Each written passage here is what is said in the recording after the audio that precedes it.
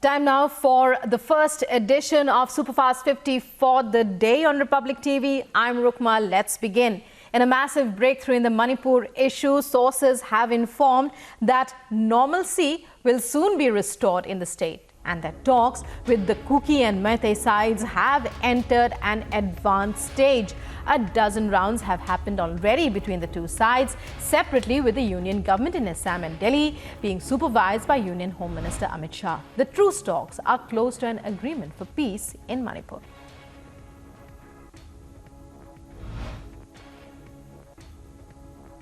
The centre has now informed that CBI will probe the May 4th viral video case in which two women were paraded naked. The centre also filed an affidavit requesting the trial of the case to take place outside Manipur in Assam.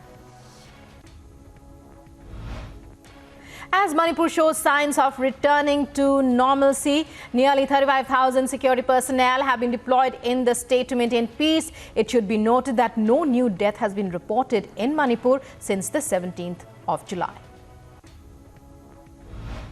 According to top government sources, the Manipur videographer of the gruesome incident has now been arrested and his phone and an FIR have been registered against him. The Ministry of Home Affairs has decided to refer the Manipur sexual assault case to the CBI.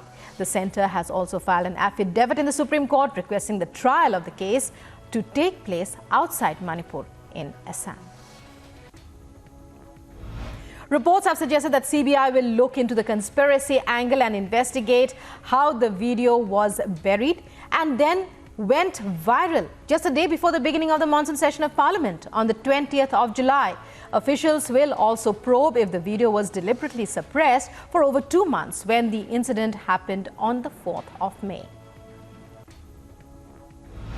The government will now keep a check on illegal immigration. All Myanmar citizens crossing the border will be put on Aadhaar and voter ID negative lists when with their compulsory biometrics.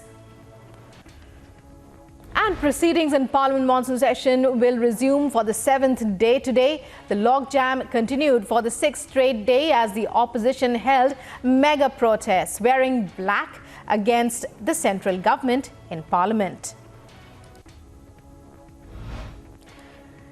And the floor leaders of the I.N.D.I.A, the India Alliance, opposition parties, are to meet in the chamber of Leader of Opposition Rajya Sabha Mallikarjun Kharge to chalk out a strategy for the floor of the House today. Udupi BJP president has sought a special investigation team to probe into the alleged voyeurism incident in a paramedical college of the district, which has recently been in the headlines. The BJP will also hold a massive protest, planning a massive protest today against the culprits, demanding strictest action in the scandal.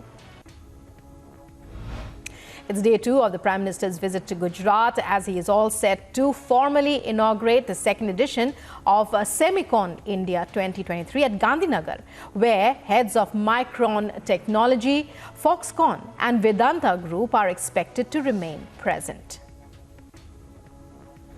And Prime Minister Modi launched various development projects in Gujarat. He dedicated packages of the Saurashtra Narmada Avtaran Irrigation Yojana, which will result in the provision of water to 52,398 acres of irrigable arable land in 95 villages. He also inaugurated an overbridge and a newly constructed library. Coming down heavily on the opposition in Gujarat's Rajkot, Prime Minister made a direct attack on the opposition as he stated renaming will not do any good. Semi पे ban किया गया और वो फिर नया नाम लेकर आए, उन्होंने भी नाम बदला, पीएफआई, सीमी बन गया पीएफआई, यानी पॉपुलर फ्रंट ऑफ इंडिया। नाम नया, नाम में फिर इंडिया, लेकिन काम वही पुराना। And Prime Minister Narendra Modi called upon the public to raise Mahatma Gandhi's prime slogan, Quit India, against the tactics of the UPA that renamed itself as India, like the East India Company, which entered before India's independence.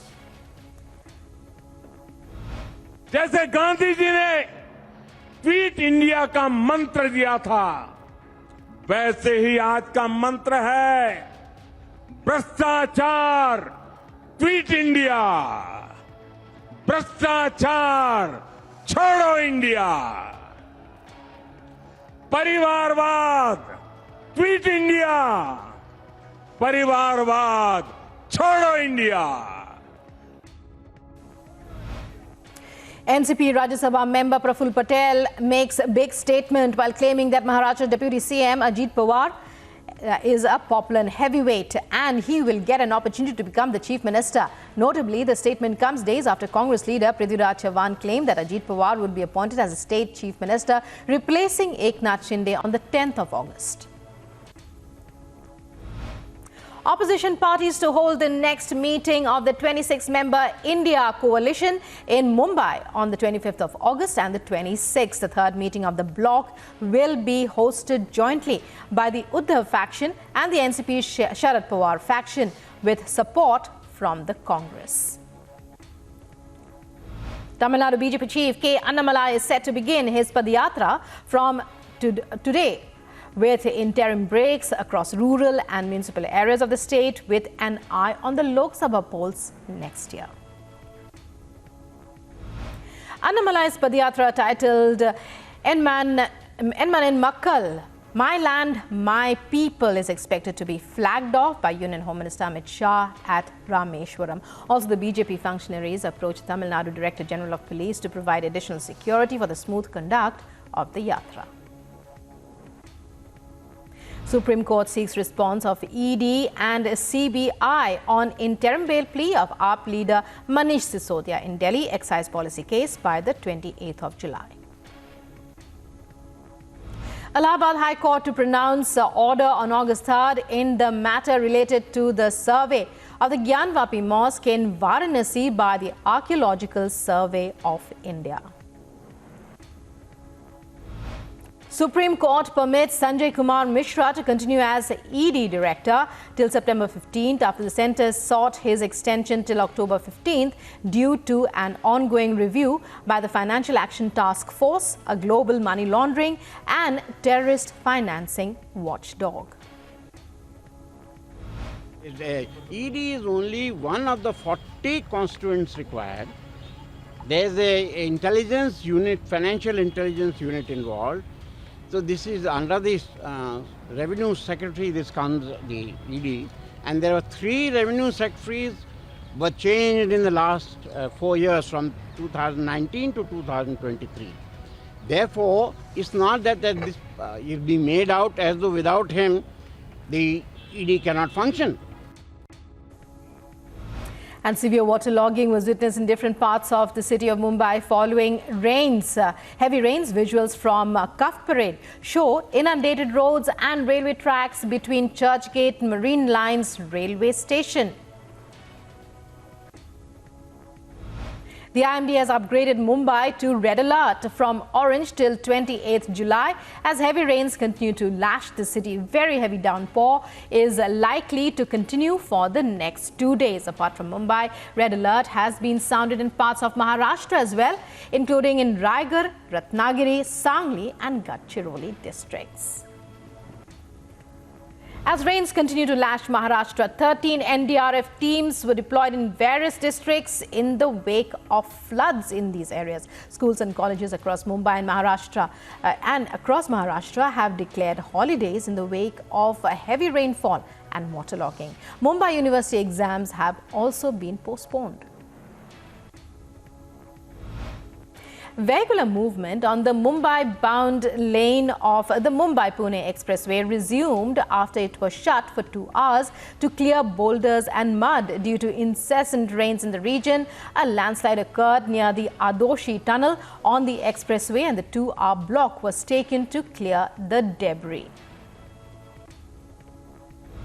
In response to a request received from Telangana Civil Administration, 2 IAF helicopters carried out a daring rescue of 6 people stranded atop a JCB in flood-stricken Nainpaka village. Despite the inclement weather, IAF rescue efforts will continue. As Telangana continues to receive incessant rains, the water level of the Godavari in Bhadrachalam has been rising. Water levels have touched 50.40 feet. About 27 colonies and villages have been evacuated so far. Rescue operations are still underway. And torrential rains wreaked havoc, bringing life to a standstill in Telangana. The Kadim Dam in Nirmal district of Telangana is also overflowing due to incessant rainfall. Karnataka witnessed the constant overcast skies and heavy rains for the past few days now. State has received 313 millimeters of rainfall in this season. At least 57 homes were completely damaged due to incessant rains here. As in New Delhi too, rains continue to leash unprecedented water logging. Water levels of the Yamuna were recorded at 205.98 meters. Today, the danger mark of the Yamuna's water level is 205.33. And as rains continue to wreak havoc across various parts of Jammu and Kashmir, flash floods were reported in Mendhar area of Poonch, which has led to a rise in water levels in low-lying areas. Sudden rains were also reported in the upper reaches of Jammu region.